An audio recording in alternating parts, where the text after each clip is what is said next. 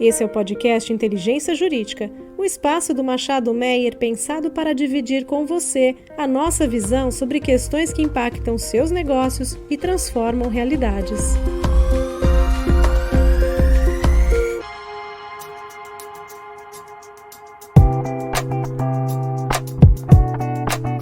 Saudações a todos. Este é o primeiro episódio do podcast da área de Infraestrutura e Energia do Machado Meyer Advogados.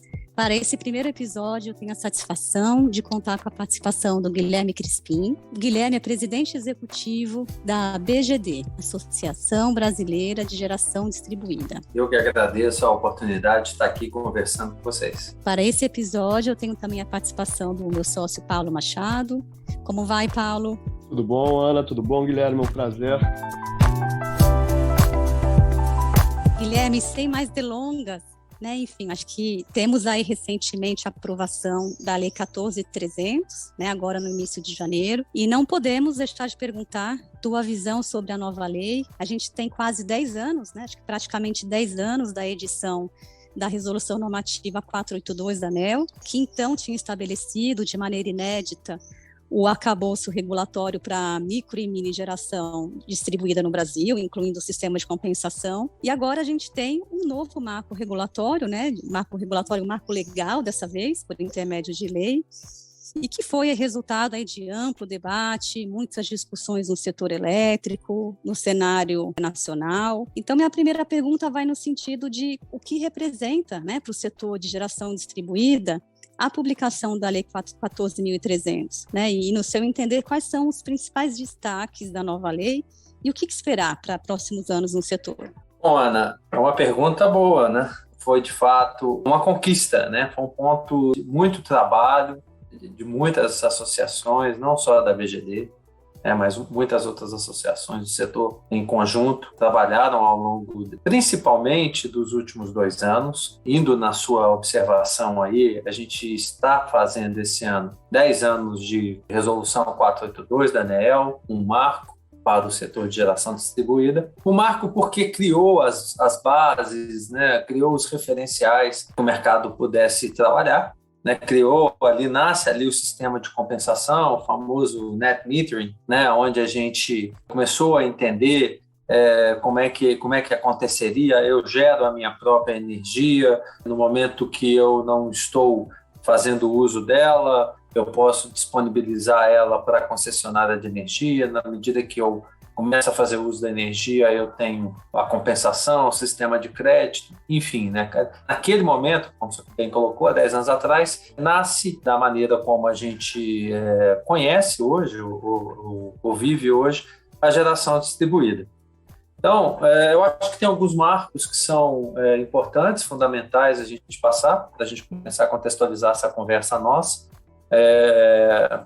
O primeiro sem dúvida, esse, o nascimento, o start, o startar da 482 em 2012, abril de 2012, a revisão ou a resolução 687 em 2015, já prevista, inclusive, que melhora alguns aspectos da 482, inclusive gera ali naquele momento da resolução 687 outros modelos de negócios, que até então a 482 não contemplava, e aí a 687 passa a contemplar. Contudo, na revisão de 2019, na resolução esperada, prevista para 2019, quando das discussões entre as partes, entre os atores todos envolvidos nesse setor, o principal ente, que é a ANEEL, que é a agência reguladora, apresentou de uma forma talvez não esperada, talvez não, posso afirmar que não esperada, o famoso cenário 5 para a continuidade da GD no Brasil. O cenário 5 era um cenário catastrófico, também sem medo de errar na palavra, porque ele tirava até então uma compensação que existia de 1 para 1, para facilitar o nosso entendimento, o entendimento do nosso ouvinte, para uma compensação de 1 para 0,38. O que eu estou querendo dizer com isso? Naquele momento, a ANEEL estava propondo algo como, olha, quando você me emprestar, ser um sistema de compensação, quando você devolver ao grid 1 watt, eu vou entender ou vou compensar para você 0,38 deste 1 watt que você gerou. Isso, sem a menor sombra de dúvida, mataria a geração distribuída ali em outubro de 2019. Então, naquele momento, nós, do setor, né, percebemos que era mais do que necessário modificar esse aspecto. A gente precisávamos ter uma lei, né? A resolução só, por resolução, não bastaria. Ela era muito frágil, exatamente pelo que aconteceu, pelo que estava acontecendo, né? Poderia o agente regulador entender que não, que já estava suficiente o processo e mudar a maneira como caminhar do mercado, né? O que nós temos agora, né? Qual é o cenário que a gente tem agora? A gente tem uma lei que rege o setor de geração distribuída com referenciais do que pode e do que não pode. Há um período de transição, agora de 12 meses, que vai acontecer praticamente todo esse 2022 e poucos dias do janeiro de 2023. Até dia 6 de janeiro a gente continua com a resolução ou com a base da regra da resolução, ou seja, a compensação 1 para 1, depois eu entro em período de transição de mais 6 meses, né? Perfeito, Guilherme, claríssimo e muito objetiva. O seu breve resumo, que de certa forma deixa claro ou explica, né, para todos aqui, para o nosso público, aí os esforços empreendidos, né, pela associação e pela indústria em torno desse modelo de projeto de lei, né, que resultou aqui na Lei 14.300. Agora, existe, Guilherme, uma expectativa, né, de que a nova lei vai trazer mais negócios para o setor de geração distribuída. E minha pergunta aqui é a seguinte, né, o que você vê como principais oportunidades de negócio ainda a serem exploradas nesse segmento? Por exemplo, se comenta muito sobre os destaques dados para a contratação de serviços ancilares, de projetos de geração distribuída, se fala também de contratação de excedentes, né, de projetos de GD pelas próprias distribuidoras, mediante processo de chamada pública, e a ampliação também do próprio modelo de negócio, né, geração compartilhada, que agora passa a admitir associação, consórcios, né? Ele fala interessantemente de consórcio de pessoa física, que é algo que também vai ter que ser avaliado com calma. Então, nesse sentido, o que você entende podem ser algumas das principais oportunidades de negócio a serem exploradas com a nova lei? Agora, Ana, entrando nesses outros pontos, né, nessa questão que você comentou, eu te confesso que aí a gente vai precisar primeiro ver como que isso vai funcionar na prática. Até porque a gente precisa também, isso está na lei, não há nenhuma dúvida, está lá, está escrito, mas ainda falta alguma regulação sobre isso, né, da própria ANEEL, da própria agência, né, ela precisa dizer como é que isso vai ser feito. Então, assim, esse é um ponto que já está na lei, mas ele ainda não está definido. Então, a gente precisa definir. E aí, depois, ver a prática disso, né? Por exemplo, a que valor, né? Se as distribuidoras, por exemplo, vão contratar esse excedente proveniente dessa geração distribuída, né, solar ou qualquer uma que seja, pelo valor do watt, né, do watt-hora que ela cobra do cliente final, ou pelo valor que está em Mercado Livre, quer dizer, qual que é o valor que vai ser referência para essa contratação de excedente. Então, como eu estou te dizendo, tem que ainda entender alguns pontos. A proposta é boa, a ideia é boa, mas a gente precisa entender como é que ela vai funcionar. A mesma coisa que você me pergunta da ampliação do modelo de negócio para a geração compartilhada, eu acho que melhorou, facilitou alguns aspectos, mas tem aspectos que também passam por questões dentro do próprio arcabouço jurídico, né? Por exemplo, a gente estava conversando aqui um pouco antes, a questão do consórcio de pessoa física, né? Não sou advogado, eu sou economista de formação, mas eu já vi algumas discussões nesse sentido. Então, a lei, ela trouxe algumas coisas que precisam ser, talvez, revalidadas em outros âmbitos. De qualquer maneira, ela facilita, ela destrava alguns processos, por exemplo, como esse. Ela dá maior flexibilidade, no caso, por exemplo, da geração compartilhada. Entendo eu que se você facilita, flexibiliza algum processo, a tendência é que você tenha maiores entrantes para fazerem uso dele. Então, existem pontos ainda na lei que precisam ser agora estruturados de como eles vão funcionar pela própria ANEEL. Perfeito, Guilherme. E isso me traz aqui o gancho da minha próxima pergunta, né? Que é justamente quais seriam, né, os principais desafios ainda a serem enfrentados pelo setor e pelo segmento de geração distribuída, ou pontos de atenção, enfim, ou pontos não endereçados. Então, a gente já sabe que várias disposições da Lei 14.300 ainda estão sujeitas à regulamentação da ANEEL, como, por exemplo, acho que algo importantíssimo, que é a valoração dos custos e benefícios, né? A gente ainda é algo que certamente, quando regulamentado, vai ter ali um impacto bastante grande na modelagem desses projetos. Mas não apenas isso, né? A gente tem, por exemplo, emendas que foram propostas, né, ao projeto de lei no Senado, enfim, algumas com alguma relevância também ao segmento de GD, enfim, que foram rejeitadas. O que você entende aí que seria o caminho? O que você entende aí de pontos de atenção ou principais desafios ainda serem perseguidos e endereçados? Sem dúvida nenhuma, essa discussão que vem agora, que vai acontecer, né, nessa transição, né, nesse processo de transição desses agora 12 meses, né, da publicação da lei, ainda estão todos que entrarem no sistema de compensação agora tem o benefício da lei anterior, ou da lei ainda nessa transição, né? Vou chamar da compensação 1 para 1, para facilitar, e vai haver uma cobrança de encargos, né, em função do uso do sistema elétrico brasileiro, né, que foi um dos pontos de discussão. E agora, para chegar nesse número, né, que tá bom, mas qual é esse número de cobrança de encargo? Quanto vai ser isso? Né, por exemplo, da tarifa de uso de distribuição do sistema, a famosa TUSD, né, que é o ponto de atenção. E ela vai ser uma diretriz do CNPE, né, o Conselho Nacional de Política Energética, que é um órgão de governo, que vai dizer para a ANEEL o que ele, CNPE, entende como atributos que devam ser mensurados de benefícios, ou seja, até de pontos positivos e de pontos que carecem atenção para que exista um equilíbrio de número, um equilíbrio de tarifa, né? Para que esse número seja um número equilibrado. E a partir daí a ANEEL vai definir, então, qual que é o número daqui a 18 meses. Né? O CNPE tem 6 meses para definir os referenciais e a ANEEL, após isso, ou seja, ela tem mais 12 meses, 7 de julho de 2023, inclusive, a data limite, não tem nenhuma dúvida, para a ANEEL dizer que daquele ponto em diante, o número que vai ser considerado para o valor de compensação é aquele percentual. É essa inquietação que eu percebo, sabe, Ana, no mercado, quando a gente conversa com os pares e tudo, alguns que entendem que, poxa, mas isso já deveria estar, como diz, estabelecido, preto no branco, porque ficou um trauma, lógico, né? Lá do cenário 5, a ANEEL vai voltar com o cenário 5, eu particularmente não acredito nisso, não faria nenhum sentido a ANEEL voltar com o cenário 5, percebo até da ANEEL um entendimento maior do que havia naquele momento, o quanto a geração distribuída contribui e colabora com o desenvolvimento energético do Brasil.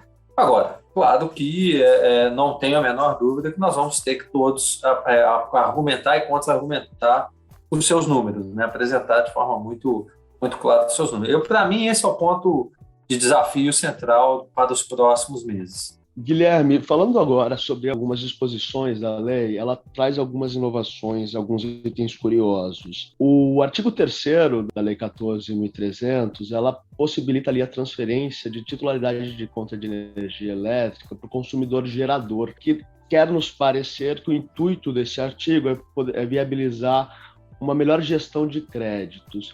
Mas considerando em termos práticos e eventuais riscos de inadimplência, você vê alguma vantagem nesse dispositivo? Esse dispositivo ele foi pensado, Paulo, como a lei não trata e não poderia, né? É até melhor do que eu poderia dissertar sobre, mas o fato é esse, discutir a questão do ICMS, né?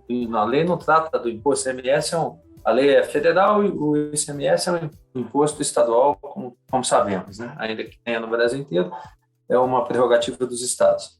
Mas esse ponto da lei específica ele foi pensado muito em função dessa questão de alguns estados terem um benefício fiscal para o ICMS quando ele está numa mesma titularidade, certo? E aí, quando eu estou falando dessa questão da geração, principalmente da geração compartilhada e de modelos de negócio que tenham essa característica, se aquela unidade geradora, né, ela está com, se todos ali estão na mesma unidade geradora, né? Ou seja, a minha conta de energia, a minha fatura já não é mais do Guilherme e sim da empresa a qual ele está fazendo parte, né? Uma grande conta, né?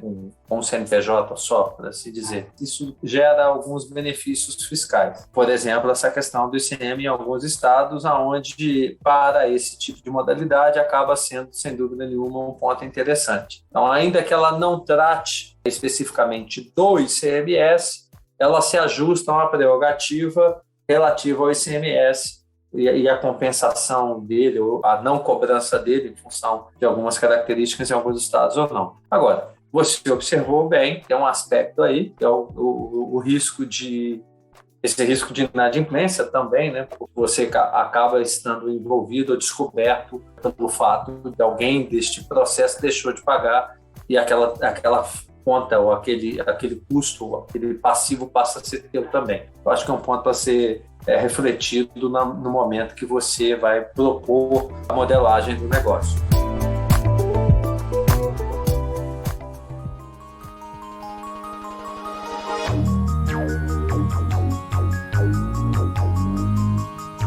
Bem, Guilherme, excelente. O papo está muito interessante aqui, mas infelizmente a gente já vai caminhando para o nosso encerramento. Agradeço muitíssimo a sua participação e aproveito para, como encerramento, enfim, perguntar a título aí de considerações finais, qual é a expectativa de investimento em projetos de geração distribuída ou em geração distribuída para os anos de 2022, 2023, enfim, o que você espera aí de atividades e novos projetos, empreendimentos nos próximos anos? Eu posso dizer que a perspectiva é muito positiva, né?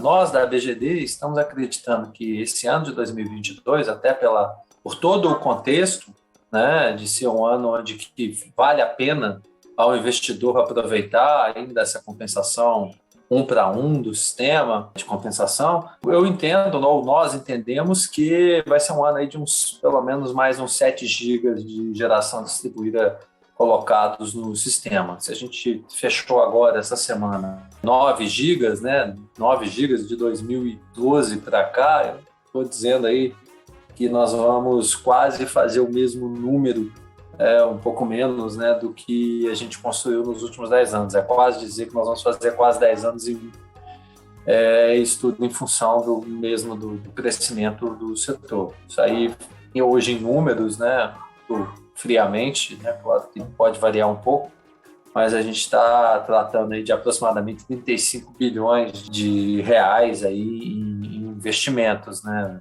para colocar essa potência aí no sistema. Então, é uma perspectiva muito positiva. Acredito que os próximos anos, né, o ano de 2023, 2024, também serão anos de crescimento, provavelmente um crescimento um pouco menor do que esse, em percentual, claro, de 22, mas continua crescendo. A gente sabe que novas tecnologias estão chegando, que vai impulsar também essa discussão, armazenamento, vai mudar ainda mais essa regra do jogo, né, vai criar novas possibilidades, a questão das micro-redes também, das redes inteligentes, né? As famosas smart grids aí também vão permitir novos modelos de negócio. Mobilidade elétrica vai mudar o referencial que a gente tem no nosso uso de energia, vai aumentar muito o consumo per capita de energia. E a energia é um bem fundamental, né? Que sem energia ou sem uma boa estratégia energética de país, a gente não consegue avançar muito, não. Porque a energia está na base do desenvolvimento, né? Muito bom, Guilherme. Obrigada mais uma vez pela sua participação, parabéns aí pelo trabalho junto à ABGD e muito sucesso para o segmento de geração distribuída aí para os próximos anos. Muito bacana ouvir essa expectativa tão, né, enfim, relevante. 7 GB não é para qualquer um, né? Com certeza aí torcendo para que, enfim, cada vez mais a gente tenha aí um setor elétrico, né, diversificado, eficiente e com custos mais baixos, né, que é o que todos nós queremos. Sem dúvida. Mas é isso. Obrigado, Ana. De novo, obrigado, Paulo. Agradeço a todos os ouvintes a participação. Tenho certeza que vocês todos devem ter, enfim, aproveitado bastante enfim, o nosso bate-papo aqui. E agradeço também ao Paulo pela participação aqui e o debate. Um abraço a todos e até a próxima.